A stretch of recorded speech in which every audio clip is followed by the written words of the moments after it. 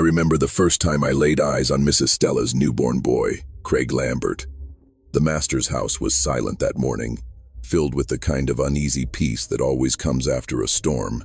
I'd been the one to hold the baby first, wrapping him in soft white cloth while Mrs. Stella wept with both pride and fear. Something about that child's eyes troubled me from the start. He had the Lambert look, those cold blue eyes that had seen too much of the world even before opening. I had tended many children born on that cursed land, but none gave me chills like that one did. They said he'd grow to be a gentleman like his father, Master Donovan Lambert, a man who carried charm on his lips and sin in his heart. Folks whispered that no one truly left the Lambert Plantation untouched. I'd seen that truth with my own eyes. That soil was soaked, not just with sweat, but with secrets, and it felt as though the earth itself groaned beneath the weight of them. I was no stranger to what went on behind those tall doors. I'd been on that land since I was a child, raised by those who'd already lost their freedom. My job was to keep quiet, clean up the messes, and hold my tongue. But sometimes silence burns hotter than fire. When Mrs. Stella came to me one night, trembling and pale as moonlight, I knew something dreadful had happened. "Eliza," she whispered, "he's done it again." I didn't have to ask who she meant. Master Donovan's sins were written all over that house, and that night, they were written in blood. Years passed like bitter wind. The master died, but the sins he left behind did not. The boy, Craig, grew into a man who carried his father's looks but not his control. And there was Lina, a quiet girl with skin pale as milk coffee and eyes that told stories she didn't know she was part of. She came from the slave quarters, but Mrs. Stella raised her inside the house, said she was too delicate for field work. Always wondered why. It wasn't until I saw Craig watching her that I began to understand. There was a strange pull between them, something that felt more dangerous than love. At first, I thought it was just the cruelty of the times, a white master fancying a black girl who didn't dare say no. But it wasn't that simple. There was something deeper, something wrong. Craig treated her different, not like the other women he could command with a gesture. He looked at her like a man drowning in his own desire. I'd see them in the garden, her laughter soft, his eyes hungry, and I'd turn away, pretending not to notice. But pretending doesn't erase sin. It only gives it time to grow. When their first child came into this world, I was there again, the same as I'd been with Craig. The storm outside howled like a wounded spirit. The baby came early, and when I lifted him, my hands trembled. His body was twisted, his face misshapen, a curse made flesh. Mrs. Stella screamed when she saw it. Craig fell to his knees, whispering, "God forgive me," over and over. And Lina, poor Lina, she didn't understand what she had birthed. She thought it was punishment for something she didn't do. The baby didn't live past sunrise. We buried him near the edge of the slave cemetery, without a name, without a prayer. Only the wind mourned that child. I remember Craig standing over the grave long after we left, his eyes hollow, his mind unraveling piece by piece. It was after that day that Mrs. Stella told me the truth, a truth that should have stayed buried. Craig and Lina weren't just lovers, they were brother and sister. Both born of Donovan Lambert, the man who had fathered bastards across that land like seeds in the wind. When I heard it, my knees gave out beneath me. I'd suspected something dark, but not this.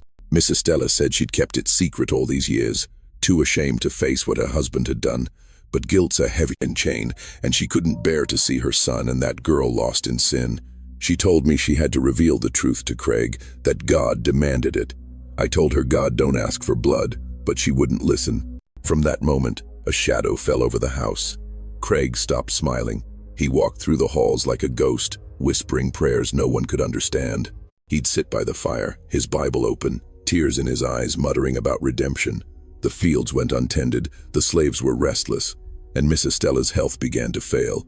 And Lina, poor child, she kept sewing baby clothes, speaking softly to herself about the next one. None of us had the heart to stop her. She still thought Craig loved her like before.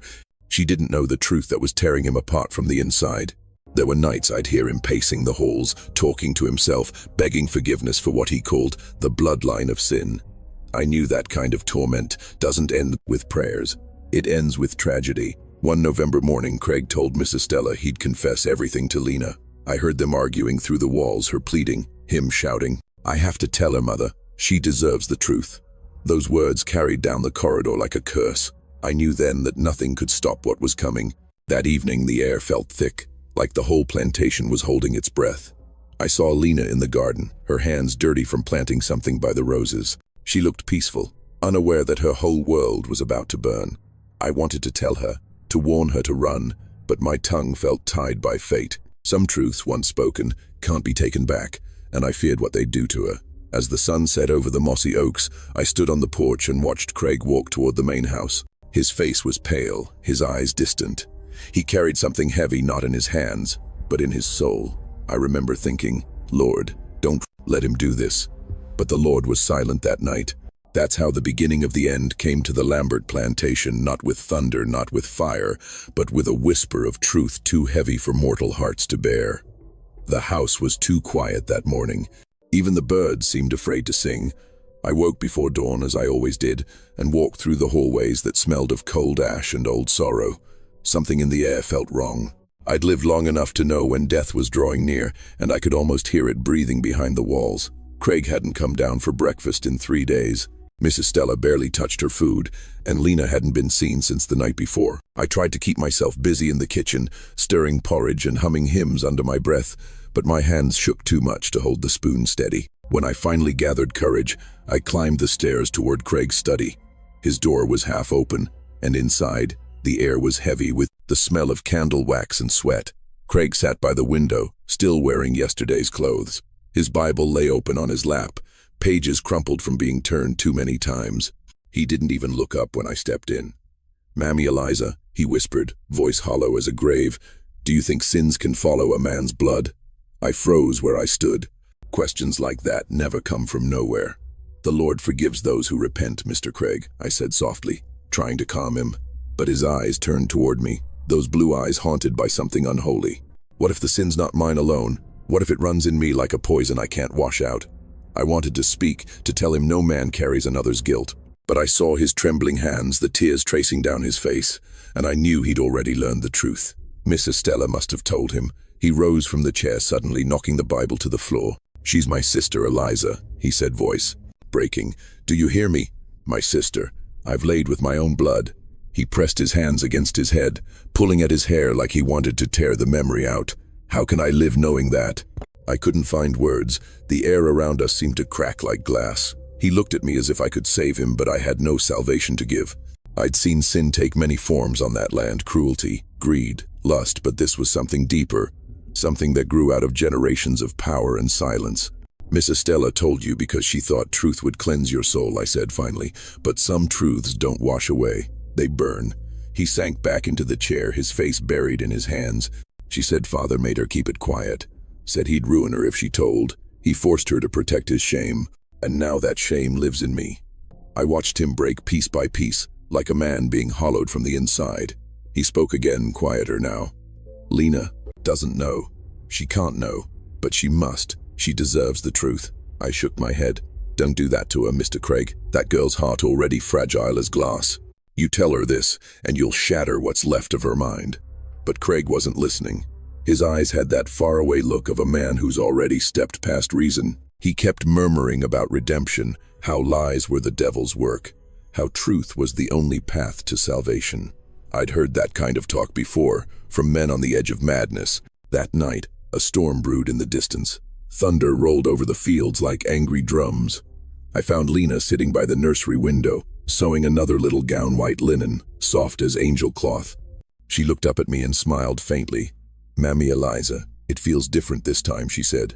"The air, the light. I think the Lord's giving me another chance." I tried to smile back, but it hurt too much. "You should rest, baby. You've been working those hands too long." She nodded, humming softly as she folded the tiny gown. I saw her eyes drift toward Craig's portrait on the wall, painted just last year, when everything still seemed normal. "He's been strange lately," she whispered, "distant. But I think it's the grief. He misses the baby like I do." Her innocence was a knife twisting in my chest. When I left her room, I found Mrs. Stella waiting at the end of the hallway, pale as bone. "He's going to tell her," she said, voice shaking. "He won't listen to me, Eliza." I begged him not to, but he says God demands it. I felt cold all over. "Then God's asking for too much," I answered. The rain began before midnight. It came hard and fast, slashing against the windows like claws. I couldn't sleep. Every sound made me flinch, every creak, every gust of wind. Somewhere above, I heard footsteps pacing, slow and heavy. Around dawn, I heard it a scream, sharp and high, echoing down the corridor. I ran, heart pounding, skirts clinging to my legs.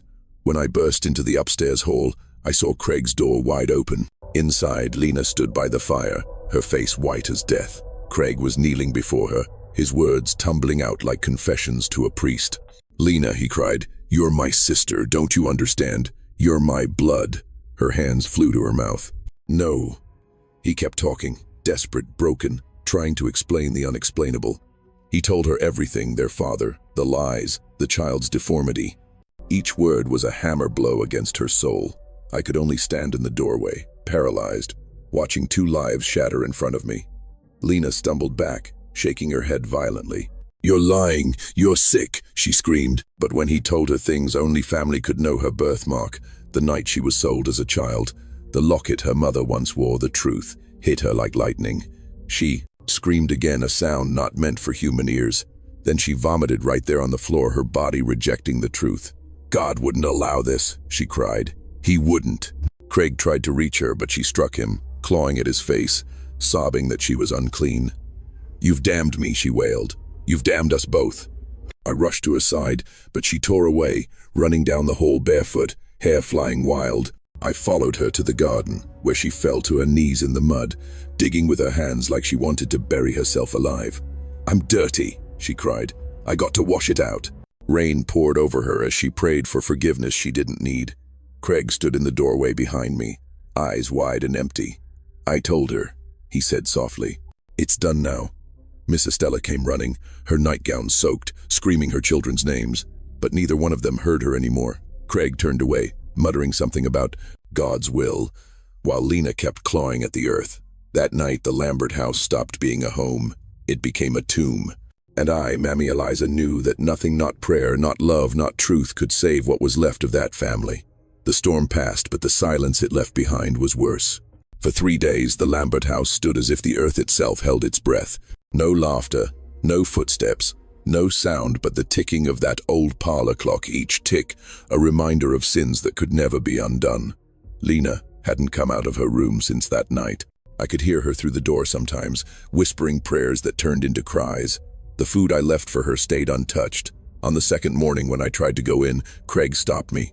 "She needs time," he said, voice rough from sleepless nights. But his eyes told a different story, the story of a man who'd lost his soul and didn't know where to find it again. I wanted to tell him that time doesn't heal the kind of wound he'd opened, but I kept my tongue. I'd seen what happened to slaves who spoke too much truth in that house. And even though Craig was broken, he was still a master. On the 4th day, the doctor came. A thin man with cold spectacles and colder eyes. He went upstairs with his black bag and stayed for over an hour. When he came down, he didn't look at anyone as he left, but I caught a whisper between him and Miss Estella. "She's expecting again." The words hit me like a lash. I waited till night to climb the stairs and knock softly on Lina's door. There was no answer. I turned the handle and stepped inside. The room smelled faintly of rosewater and sickness. She was sitting by the window, staring out into the moonlit garden. "Baby girl," I whispered, "you got to eat something." Her voice came slow and hollow. "Mammy Eliza, the Lord's punishing me." I shook my head, stepping closer. "Don't talk like that. You ain't done nothing that the world didn't force on you." But she turned those haunted eyes toward me, and for a moment I didn't recognize her. "I carry his blood," she said, "and now I carry his sin." Inside me, her hands moved over her belly, still flat but trembling as if she already felt the weight of what grew there.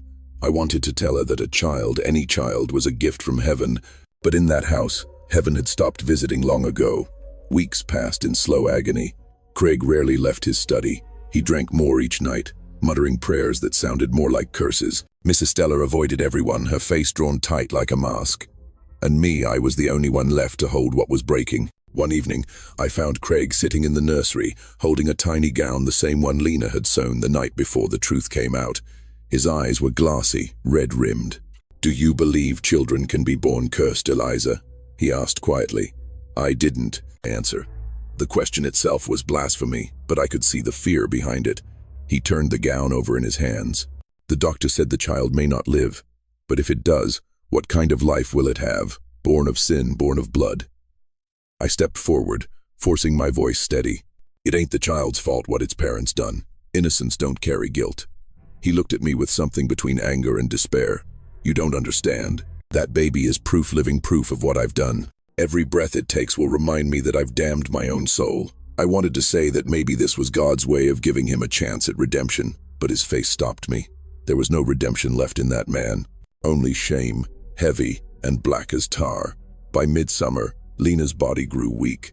She wouldn't speak to Craig at all. When he tried to enter her room, she screamed until he left. The only time she smiled was when she'd sit on the porch at dusk, humming lullabies to the child she hadn't yet met.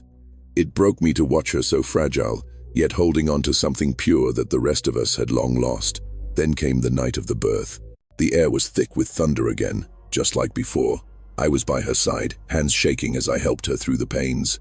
She clutched my wrist so tight her nails drew blood, crying out between gasps, "It's punishment, Mammy. It's the devil's mark." I kept praying under my breath, begging the Lord to spare her. The candles flickered low, shadows dancing across the walls. And then the child came, but when I held it up, I couldn't speak. The baby was small, too small, skin pale as wax. Its eyes never opened. For a heartbeat, there was silence, then a faint, wet gasp and nothing more. Lina screamed once, then went still. I wrapped the baby in a blanket and laid it beside her. Craig burst in a moment later, his face wild. When he saw them both, he fell to his knees. "She's gone," I said quietly. He reached for the bundle, trembling. When he saw the child's face, his breath caught. There was something wrong. Its mouth twisted, its limbs frail and bent. The curse he'd feared had come true. He stared at it for a long time before whispering, "God forgive me." Then he stood, walked to the fireplace and threw the blanket, baby and all, into the flames. I screamed, tried to stop him, but he held me back with one arm, eyes burning with madness. "It was never meant to live," he said. "It was born of sin, it must return to ash." The smell of burning cloth filled the room. I fell to the floor, sobbing, watching the only innocent thing in that cursed house turn to smoke. After that night, Craig was no longer a man. He wandered the halls like a ghost, whispering verses that made no sense. Miss Estella locked herself away, refusing to eat, her guilt too heavy to bear. I buried Lina myself, under the willow tree by the backfield. No one came to say goodbye. No marker, no prayer. Just me, the shovel, and the sound of the wind through the leaves. I thought the story ended there. But sin has a way of clawing its way back to the surface. Because 2 nights later, I heard crying faint, muffled, coming from the chimney of Craig's study. At first I thought it was the wind, but when I pressed my ear to the bricks, I swear I heard it again, the sound of a newborn wailing for a mother who would never come. I lit a candle, trembling as I called out, "Lord, have mercy." And somewhere deep inside that house, the cry answered. That's when I knew the child's spirit hadn't burned. It was still here, and the Lambert house would never know peace again. I used to think ghosts only followed the wicked, but the Lambert house proved me wrong. After Craig and Lina died, the air in that mansion changed. It grew thick, heavy, almost wet with sorrow. Every step I took felt like walking through grief made solid. The candles burned shorter, the clocks ticked slower, and even the wind outside seemed to hush when passing by the windows. Estella hardly spoke anymore. She moved like a ghost herself, whispering to the walls as if her dead children might answer back. I stayed because I had nowhere else to go, and maybe because I felt the spirits wouldn't rest if I left them alone. The first night after the funerals, I heard the baby crying again. At first, I thought it was memory playing tricks on me, that same cry from the small grave out behind the sycamores. But when I followed the sound, it came from the nursery upstairs, the room that should have been locked. The door creaked open on its own, and the rocking chair was moving, slow and steady, though no one sat in it. The air smelled of iron and milk gone sour. I whispered, "Lord, have mercy." But the cry stopped only when I said Lina's name. That's when I knew her soul hadn't gone far.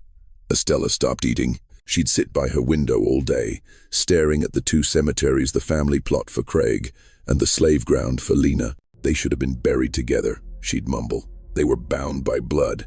I didn't dare answer. Some nights, she called me into her room to ask if I could hear them talking through the walls. I told her no, but I lied. The whispers started soon after sunset, soft voices overlapping, like secrets caught in a draft. Craig's voice sounded desperate, begging for forgiveness. Lina's sounded distant, tired, almost like she wanted to forgive but couldn't. I prayed every night, but my prayers felt small inside that cursed place. The house groaned like it was breathing, floorboards bending without a step, doors shifting even when bolted. On the 3rd night, I saw Craig's reflection in the hallway mirror. His face was pale as the moon, blood dried at his temple. He looked at me, and I swear I heard him say, "Tell her I tried to be good." I covered the mirror with a sheet after that, but the whisper still came through the cloth.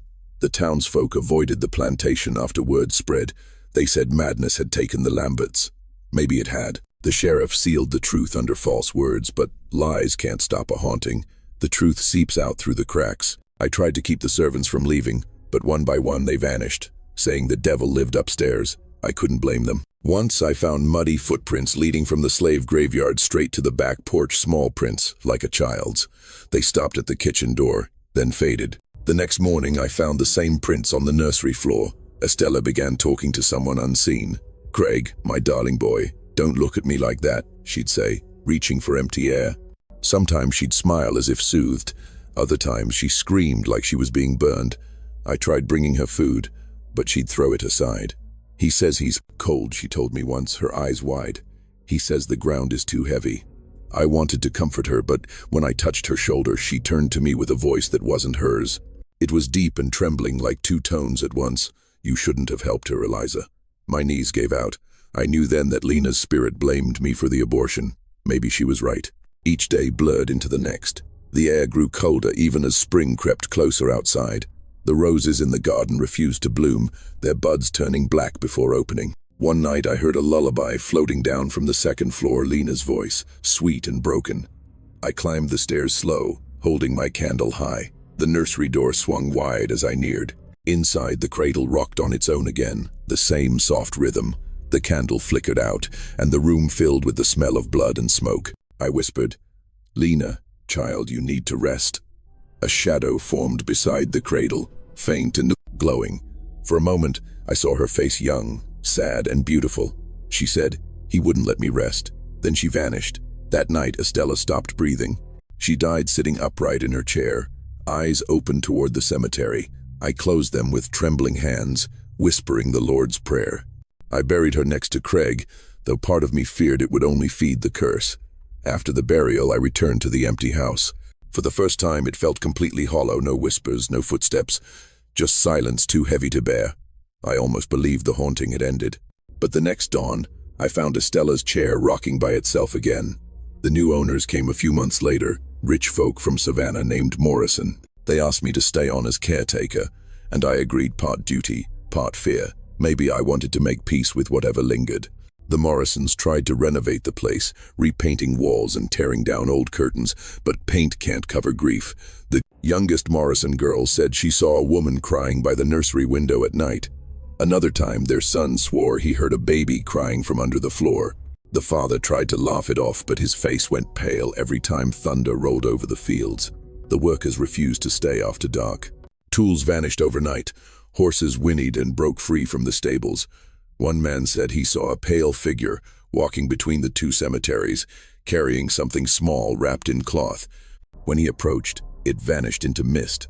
By the end of the year, the Morrisons packed up and left without a word. I stayed until my bones grew old and my hair turned white.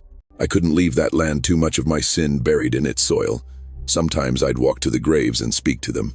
"You can rest now," I'd say. But the wind always answered, whispering through the trees like voices half remembered. On quiet nights, I still hear the cradle. I reckon I'll keep hearing it till I join them. The Lambert house finally burned down one stormy night.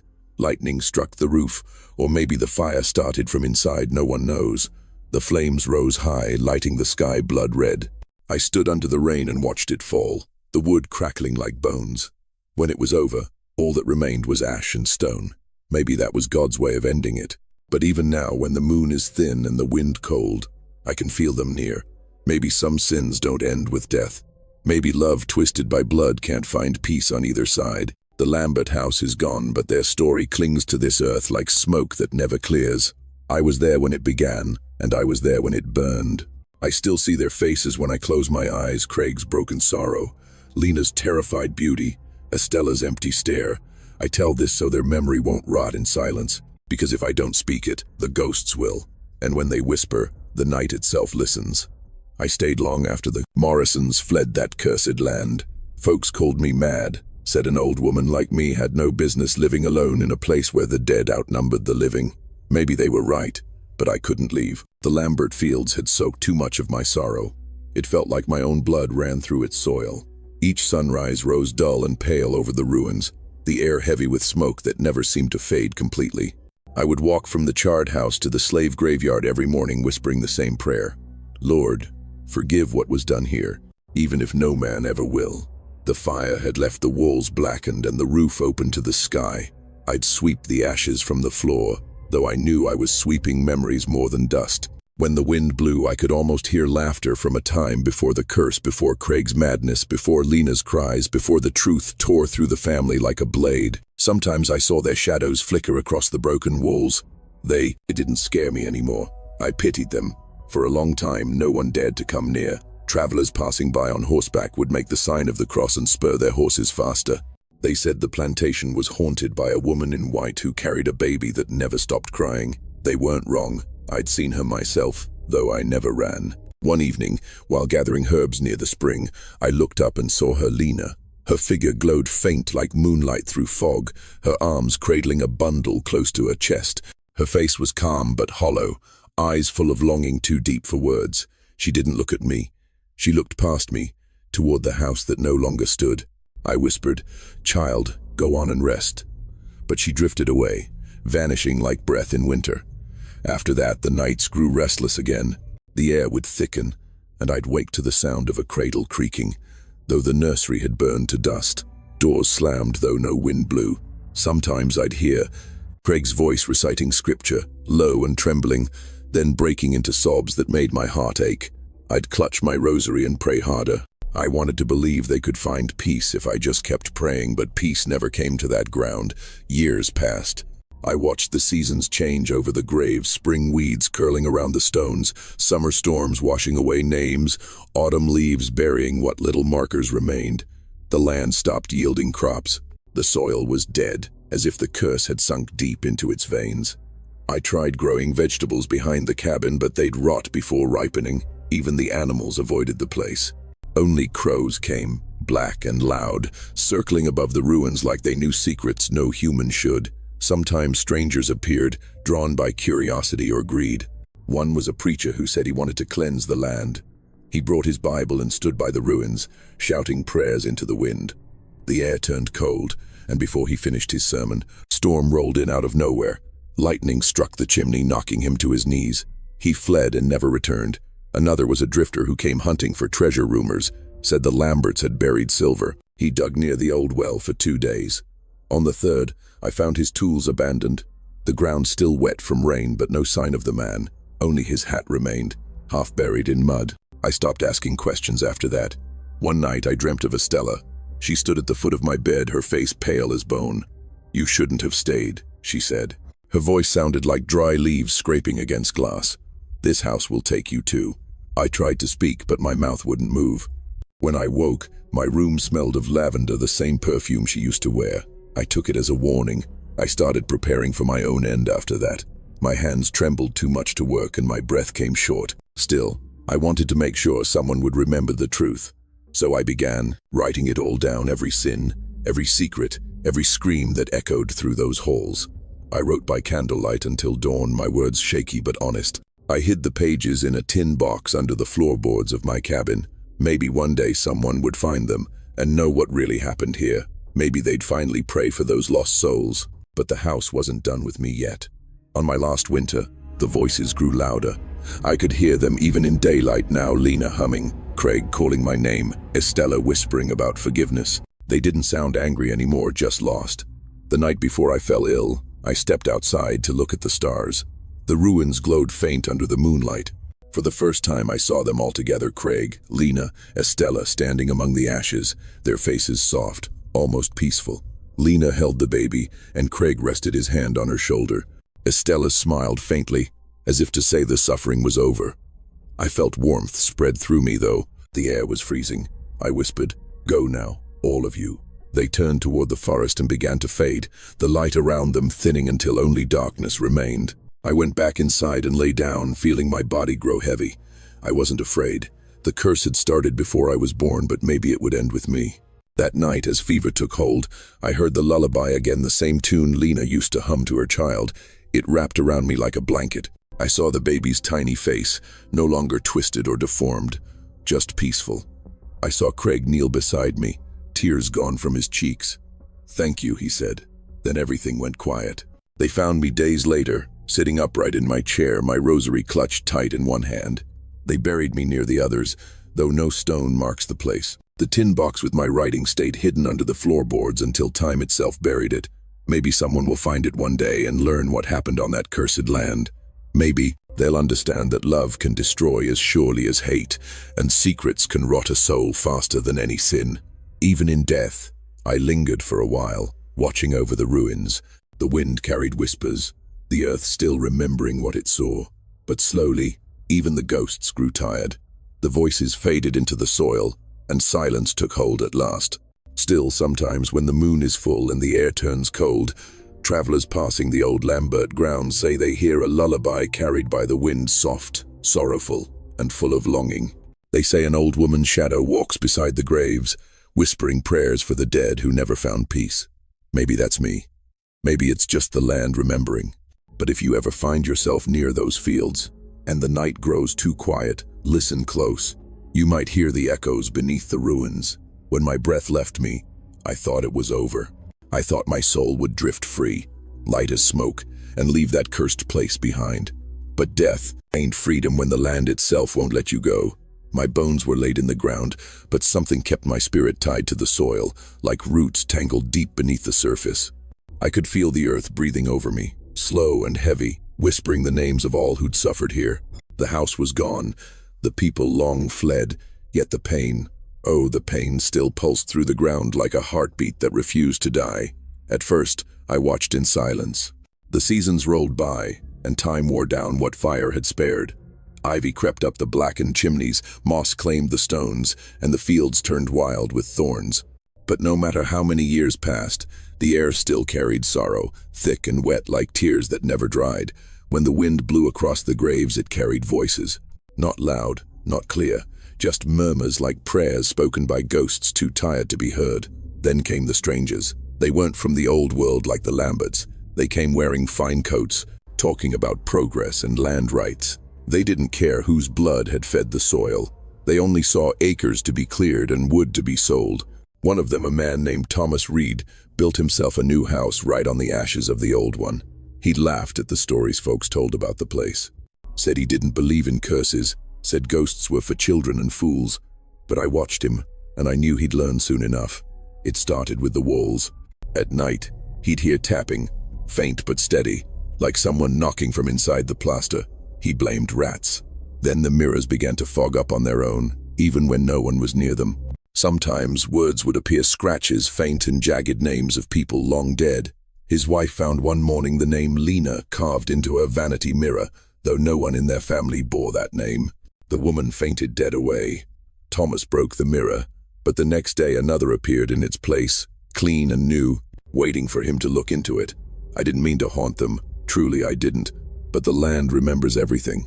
The ground don't forget blood or tears. Sometimes I felt the old pain rising like smoke from the soil, curling into the air until it found someone to breathe it in. I'd see the new family shiver when the wind shifted, though the fire still burned in their hearth. The children cried at night, saying a woman sang to them through the floorboards. They said her song was sad but gentle, like a lullaby from someone who'd lost her baby long ago. One night, the youngest girl wandered out of bed following the sound. She walked barefoot across the yard, her nightgown fluttering like a ghost's. The next morning, they found her asleep beside my grave, clutching a faded piece of cloth that hadn't been there before. It was part of Lina's old shawl, the one she used to wrap her baby in. Nobody could explain it. After that, the Reeds packed their things and left before the week was out. They didn't even look back. Years kept rolling on, but the curse had already spread quiet, patient, like a seed buried in wet ground. Folks said the land was poisoned, that no crops would grow there no matter who tried. But it wasn't poison. It was memory. Every blade of grass that sprouted carried a whisper of what happened. Every drop of rain that fell turned to tears when it hit the ground. Then the war came. Soldiers marched across the South, burning fields, freeing men and women who'd known nothing but chains. For a time I thought maybe freedom would wash the blood clean. But freedom can't undo what was done in secret. One of those soldiers, a young black man named Jonah, set up camp near the ruins one night. He didn't know the story. He just wanted shelter from the rain.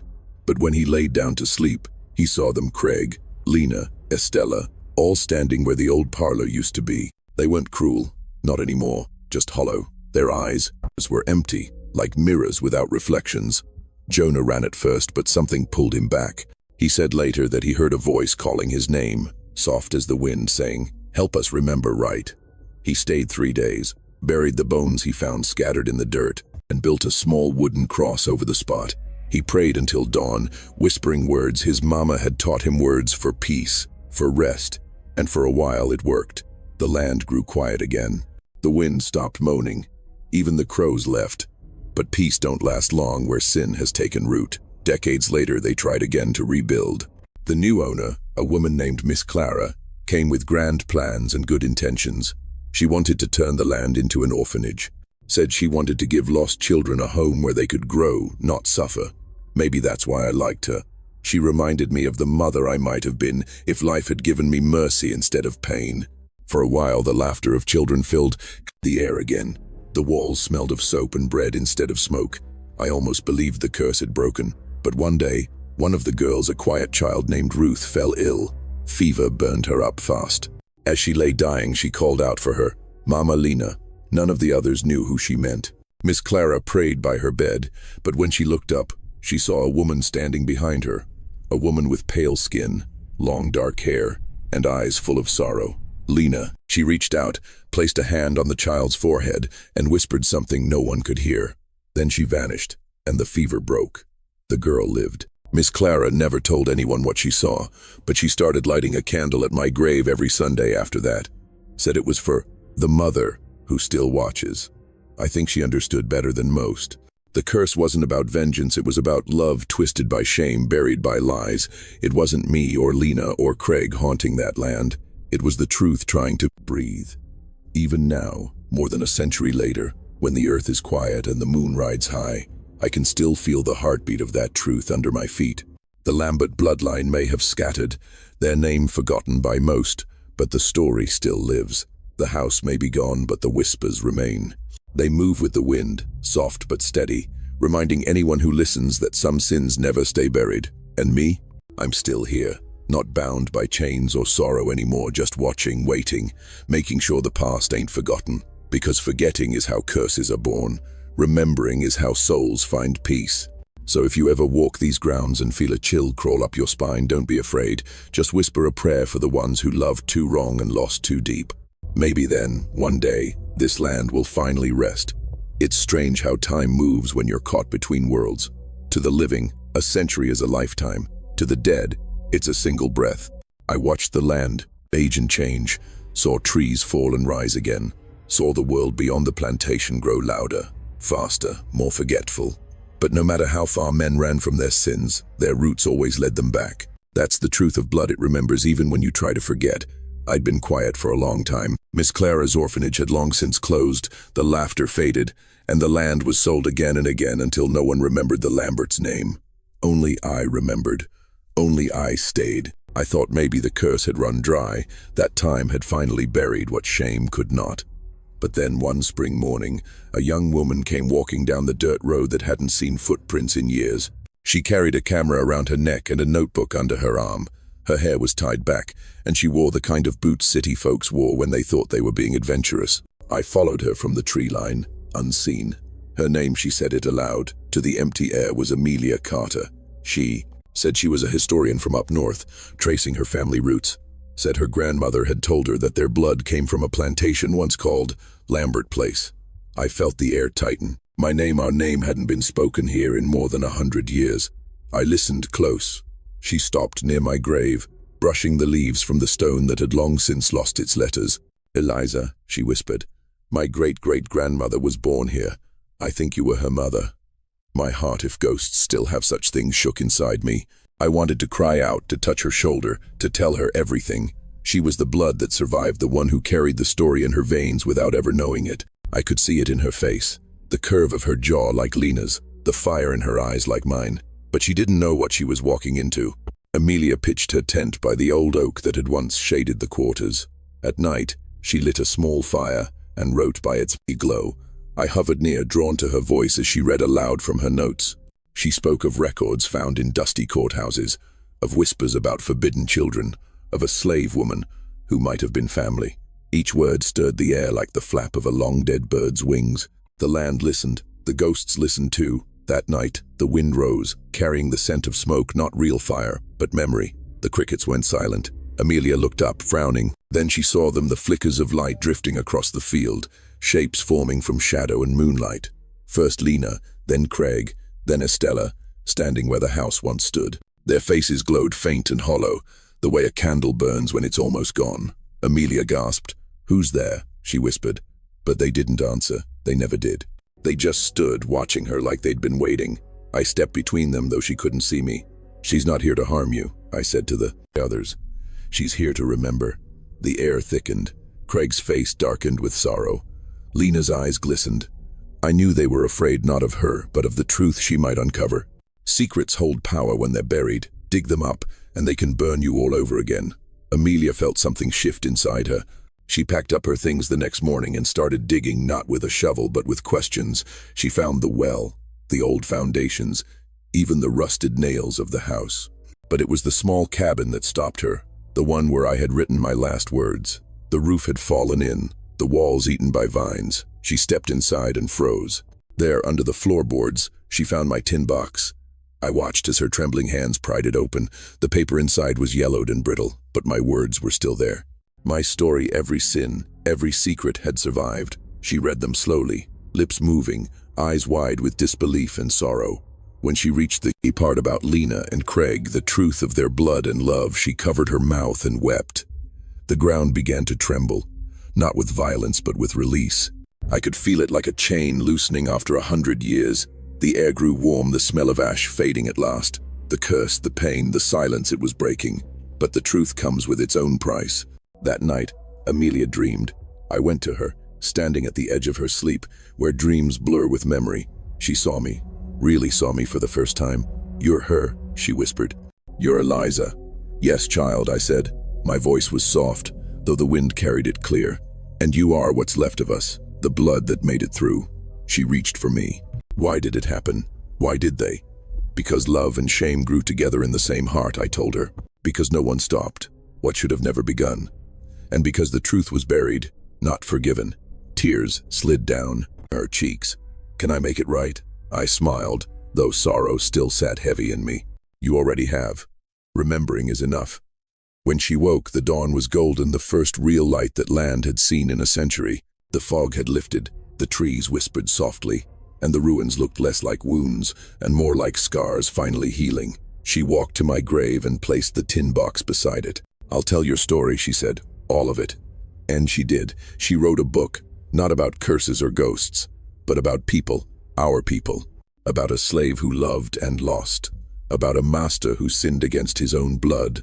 About a child born from both love and damnation. She wrote it so gentle, so human, that for the first time I felt no shame in being remembered. Her words traveled farther than I ever could. Folks read them and wept. Some felt anger, others pity, but all felt something, and that was enough. The land grew quiet again, not dead quiet, but peaceful. Even Lina's lullaby, which had haunted the nights for centuries, softened until it became part of the wind's hum. Still, sometimes I see Amelia sitting by the ruins, grown old now, her hair silver, her hands trembling. She talks to the air like I'm still there, and I suppose I am. "You did good, child," I whisper when the sun sets. "You gave the dead their names back. Maybe that's what redemption looks like, not erasing what was done, but making sure it's never forgotten." The curse wasn't broken by fire or prayer. It was broken by memory, by a woman brave enough to face the truth of where she came from. And me, I'm lighter now. The chains that held me to this earth are gone. When the wind moves through the trees, I move with it. When the moon rises, I drift toward its glow, no longer afraid. I don't belong to the Lambert place anymore. I belong to the story that outlived it. So if you ever read her book or hear the whispers that dance through the Georgia, the pines, know this. I ain't haunting you. I'm reminding you. Because every soul, slave or master, sinner or saint, deserves to be seen, to be remembered, to be set free by the telling of the truth. Time is a thief, but it is also a witness. The Lambert Plantation, once brimming with life, secrets, and unspoken horrors, now lay in silent testimony. Its ruins, tangled with South Carolina's relentless vegetation, whispered stories of love, guilt, and blood. No one living remained to tell the tale. Yet, every broken column, every scattered brick, and every hollow foundation carried the memory of what had been lost and what could never be restored.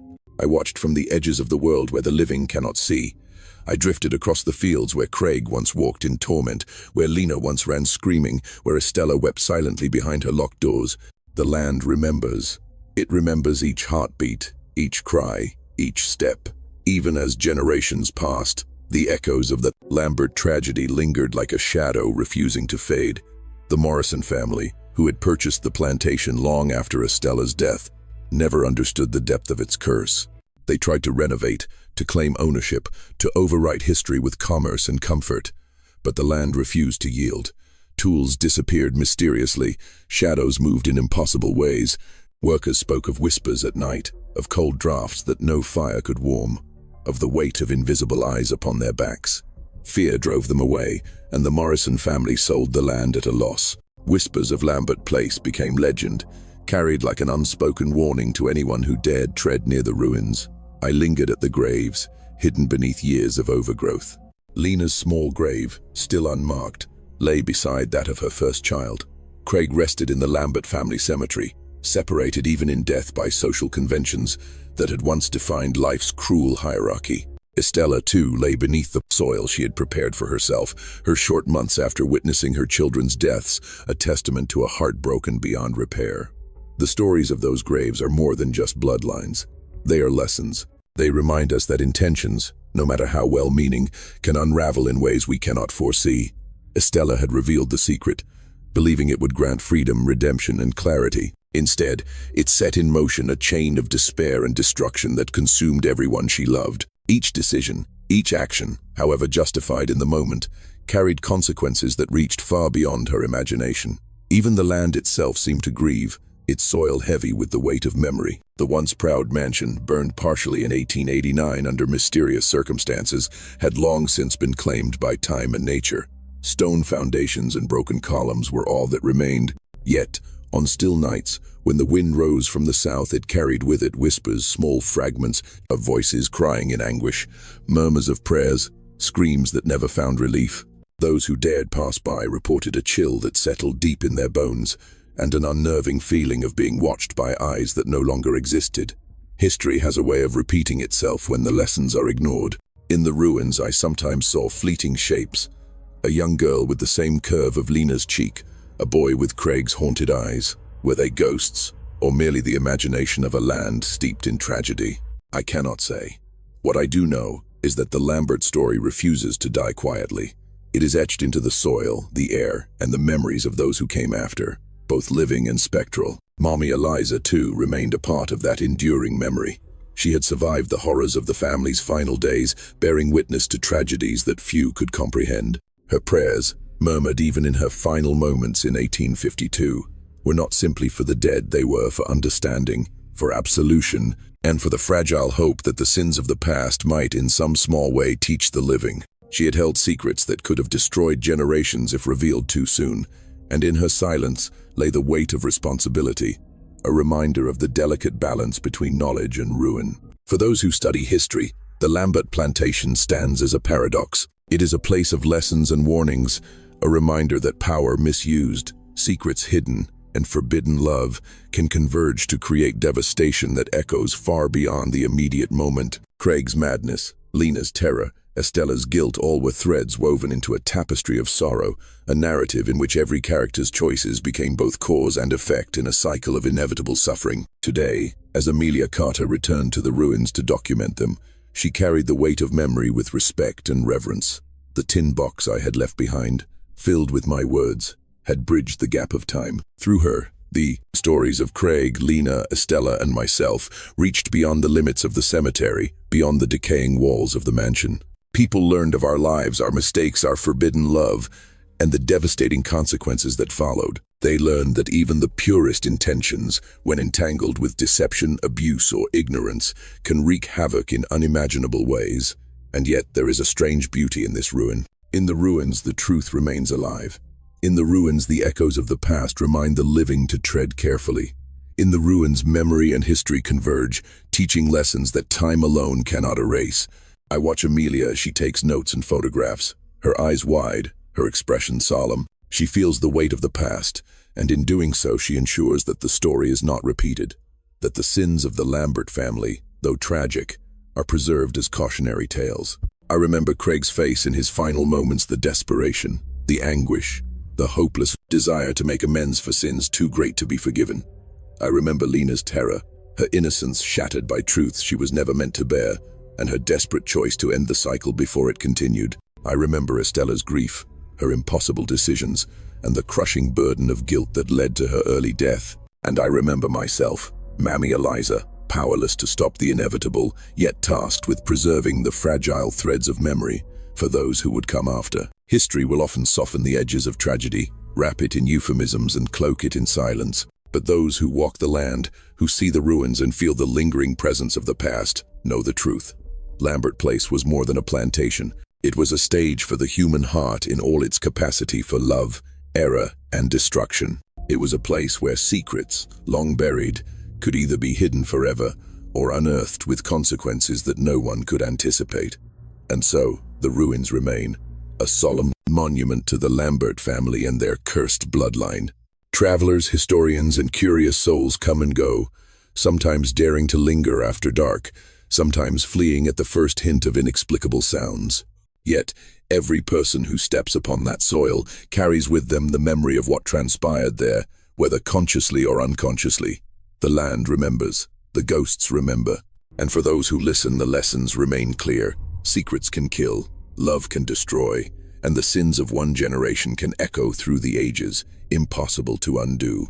In the final reckoning, the Lambert Plantation teaches us about accountability, consequence, and the delicate balance between truth and survival. Estella's choice to reveal the secret, Craig's obsession with confession, Lina's innocent ignorance, and Mommy Eliza's protective silence all intersected to create a catastrophe that reshaped every life involved. There is no redemption for the living left behind. There is only memory, caution, and the ever-present reminder that some truths, once revealed, cannot be forgotten or forgiven. As Amelia finishes her work and prepares to leave the plantation, I follow her silently, ensuring the story is carried beyond the ruins. The trees sway in the wind, and for the first time in more than a century, Lambert Place feels at peace. The ghosts, once restless, finally settle. And I, too, can move on, knowing that the tale of forbidden love, family betrayal, and tragic consequences has found its voice once more. Some say that secrets are like seeds. They may lie dormant, invisible, but they carry the power to grow into consequences that cannot be contained. The Lambert story is that seed, and it has grown to teach all who hear it about love, guilt, and the dangers of the human heart. In the end, only memory, acknowledgement, and storytelling can preserve the lessons of the past, ensuring that while the dead rest in silence, the living remember. As the sun sets on Lambert Place, casting long shadows over the ruins and graves, I whisper one final truth into the wind. Remember, never forget. Some truths, once revealed, carry consequences that echo far beyond the moment, shaping generations in ways the living can scarcely imagine. And with that, I fade into the twilight, leaving the land to its quiet vigilance, the echoes of the Lambert tragedy etched forever in soil, stone, and story.